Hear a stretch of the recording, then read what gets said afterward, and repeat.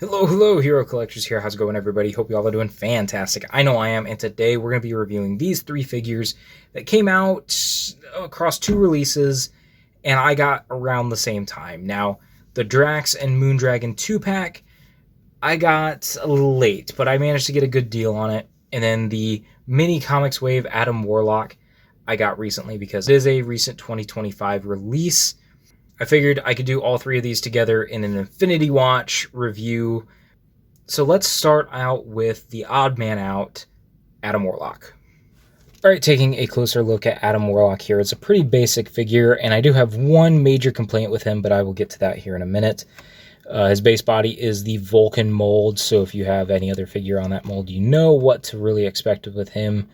It's a pretty basic base body. Not a lot of paint detail. The only real paint I notice is right here on the top of the thighs. Everything else is just molded in the color you can see. Going throughout the body. As you can see, the inside of the cape is painted yellow. On the back, it is red.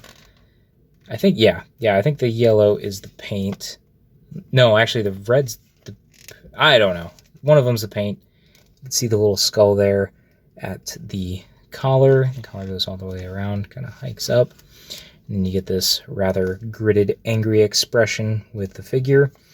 As you can see, I have some trigger finger or grip hands, whatever you want to call them, right here on the figure, but he also comes with a set of fisted hands, his staff that's kind of got a bird on it up top, and then it's just a stick the rest of the way down. He holds this pretty well. There's no real paint detail that I can tell, so there's that. And then he also comes with his mini comic of Infinity Gauntlet #1, which is printed really well. Let's go to the back. Marvel Legends series. So yeah, there are those.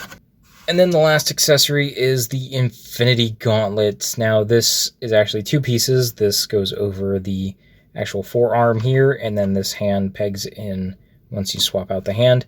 This can work on other figures as long as they can fit this peg in the wrist, and I think it's a really cool accessory. I like that they included it. So now let's go over the articulation. The head cannot look up a ton, but he can look up that far. Can look down a little bit, and he can look side to side. He is on a ball and hinge, and then the shoulders go out that far. He does have a butterfly joint that you can't really utilize going back, but going forward you can get some good movement there. He's got a bicep rotation. He does have double jointed pinless elbows. No wrist rotation, even though there's a cut. That is a cut built into the mold so that they can swap out colors when needed for different costumes. These hands can hinge side to side, but the fisted hands can hinge up and down. The torso crunches this far and crunches back that far. The cape is a little pliable, so it does get out of the way. He has a waist rotation. His hips can go out that far. He can kick forward, not so much back. He's got a thigh cut, double jointed pinless knees, and he can kick his own butt. Yes, we can. And then we've got the boot swivel, and then ankles go down, they go up, and he does have the ankle pivot. So what are my final thoughts on Adam Warlock here? So overall, everything about this figure is amazing. I am so happy with all the accessories except for one thing that is not included: a calm expression head. I recently read what I call the Infinity Trilogy, which is Infinity Gauntlet, Infinity War, and Infinity Crusade. And there are so many times where, yes, Adam is in battle, but he also has a very calm expression. He can be a very calm and introspective character to where this gritted, angry expression just doesn't always fit him. So it feels seriously missing that he does not have the calm head.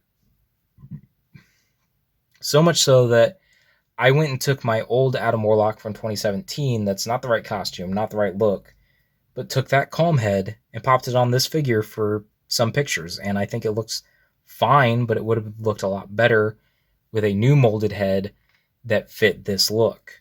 That's my only real serious complaint with this figure, but it does detract a lot of the enjoyment for me because I don't have that calm head. Everything else is great. The Infinity Gauntlet's great. The grip hands, the fists, the staff, I think all that's fantastic. If he just would have had that calm head, I would have been over the moon excited and satisfied with this figure. As of right now, I don't feel satisfied, and I hope that they do another Adam Warlock costume in the future so they can do an apology head for this figure. Does he have the fun factor? I would say yes. I did have a lot of fun posing him, but again, going back to that calm head, I would have had a lot more fun if that was just an option that I didn't need to go to an older figure to get. It should have just come on this figure here. In terms of a rating, I will give him a 7.5 out of 10. He could have easily been 8.5, 9 out of 10 if he had a calm head. Otherwise, I think it's a great figure. If the calm head thing doesn't bother you, you're going to be just satisfied with this figure. It's going to be great. It is a new definitive classic Adam Warlock, in my opinion. It's just he's missing a huge piece to his character. Moving on now to Moondragon. This is a pretty basic figure like Adam. You know, you've got a very, not quite pliable cape. It's kind of stiff, but it keeps its shape pretty well. It's got a really big collar. You've got a pretty good head sculpt. I think that is a very pretty head sculpt for Moondragon. I like the little crescent moons on the earrings there. You got the moon there at the base of the collar for the cape.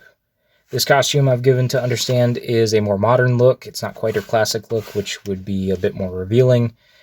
I don't necessarily need that look in my collection, so I'm just happy with this one. If they ever decide to give us that look, I will take it, but this kind of scratches the Moondragon itch for me in my collection. See this silver, it's kind of like a bluish silver that wraps around to the back of the figure a little bit. And then, yeah, it's just pretty basic paint apps. As you can see, different shades of blue and teal, I suppose. But as you can see, the figure has some open hand expressions. And as her only accessories, she does come with a set of fisted hands, and that is going to be another point that I have.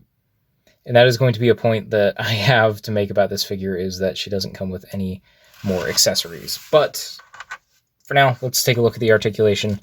Her head is on a ball and hinge, so she can look up that far.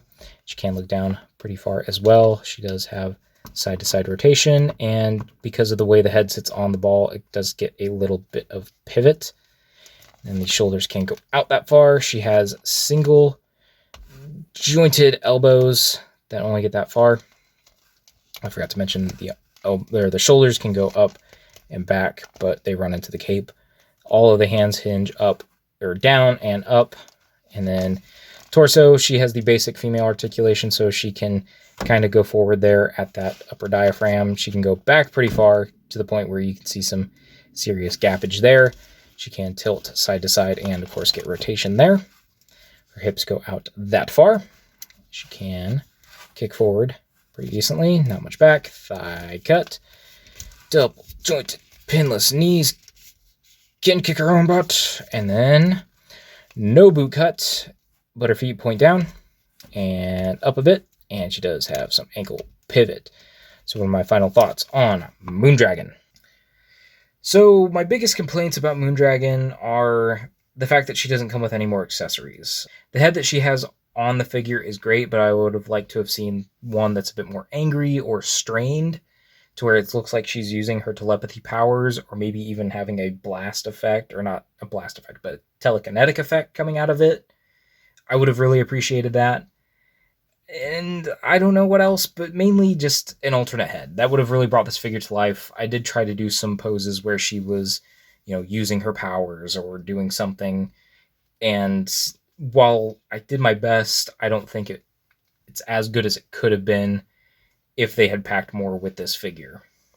This isn't really a complaint, but she definitely could have come on a more articulated body. I don't think this is a character that needs a lot of super articulation, but it would have been appreciated to get the ab crunch along with the diaphragm cut and then some double jointed elbows. But as it stands, I think this suits her just fine for now. If we ever do get the more classic Moondragon, I would expect the super articulation there. In terms of fun factor, I'm going to go with a no. If she would have had an alternate head that had some effects, I would have said yes. But without those, I was a little limited in my creativity. and didn't have nearly as much fun. In terms of a rating, I'm going to give her a 7 out of 10. That's what I consider my average. It's a good figure. If you can get her on discount in the 2-pack, or just get the 2-pack overall on discount, I think you would be even more satisfied. But if you are looking for a Moondragon in your collection, I think this is pretty serviceable, even though she is not perfect. Now, finally, we are at the Drax figure, and yes, this is classic Drax. He was a much bulkier character than what he is today, like he is portrayed by Dave Bautista. But yeah, he is on the Caliban body, looking very thick and muscly, but I think this fits for him pretty well. He's got painted detail, or not painted detail, but the torso is painted green here on the sides. I think same for the ab crunch, and then purple here. No, it's painted green as well there, so the purple doesn't scuff. His cape is new. He's got a very angry expression. I like the shadowing in the eyes there around the red. Looks pretty sick. Got the gold belt, got the gold wristbands as well, down to the boots. And yeah, all this is reuse of the Caliban, so it is pinned, which isn't a big detractor for me. This is a pretty sturdy body mold, so it doesn't really bother me, and pins have never been a huge detractor in my opinion. Here's the back of the cape. No serious paint detail, but he does have some texturing to it. You can see the back of the figure there. Yeah, this is a very big, very bulky Drax. So as you can see, he has a set of fists, but then he also comes with a set of kind of open hands. This one's more of an open hand, but this one is a bit more of a grabbing hand, and it does have the side-to-side hinge where all the other hands have the up and down. And then as you can see, he has a very angry expression, but he also comes with an even angrier expression. He can be yelling rather than just mean mugging you right there. So I like that option. I did utilize both heads in pictures. I do like both of the heads. I don't have a serious preference. I'm probably going to display him with this one, but I don't hate this one at all. So the accessories out of the way, let's go ahead and go over the articulation on Drax. As you can see, he can look up pretty well. He can look down if you bury the chin in the cape, and then he can look side to side. He is very limited by the collar, but he does get a little bit of pivot in there. See, the shoulders can go up about that high. He does go full 360 with them. He has a bicep swivel, single jointed pinned elbow that gets just about 90 degrees. Like I said, all the hands except for the right open hand have an up and down hinge. And then he can crunch forward. The belt can move out of the way, but as you can see, I just pinched it. But if you move it more, you can get that far down. You can get that far back. Looking pretty good. It does have a waist swivel, which again, if you move the belt, can get out of the way. Hips can go out pretty dang far for such a big guy. He can kick forward a bit, back not so much. Thigh cut, double jointed pinned knees, and yes, he can kick his own butt. He does not have any boot swivel, but I do believe this boot is a new piece, and it's kind of overlaid but keyed into the shape of the calf. His ankles can point down, they can point up, and he does have the ankle pivot. So what are my final thoughts on this Drax figure? So I didn't really have a lot to say involving Drax going over him, but I am pretty satisfied with this figure. He is just about everything I was needing in terms of a classic Drax. He's big, he's bulky, he's got some angry expression, he's got some alternate hands. The only thing I could have said for him to come with is a more derpy head, because he is kind of a goofier character at this time. He's not real smart, so he does say a lot of dumb things, much like a more older Hulk, I suppose. But then, even then, I don't feel like I needed that. I'm pretty satisfied with what I've got. The more angry head is a nice addition, and I think that satisfies my main accessory needs. Maybe he could have come with energy effects, but even then, again, I have some that I used. I don't feel like it was a main addition that this figure needed. But that's it. You know, the articulation, the look of the costume, the colors, I think it's all very satisfying and comes together for a good classic Drax figure. Does he have the fun factor? I'm going to say yes. He is a lot of fun. I was posing him with Thanos and Captain Marvel and having a good time. It's a bulky figure that can get some good poses, that looks good while doing it. In terms of a final rating, I'm going to give him, let's go with an 8.5 out of 10. I don't know what could have been really improved with this figure to make it a 10 out of 10. Maybe he added more articulation, but even then, I think this is pretty satisfying as is. But I think that's just where he lands, as an 8 out of 10, 8.5 out of 10. I honestly forget which one I said, but he's right there at that level that just fits for this figure.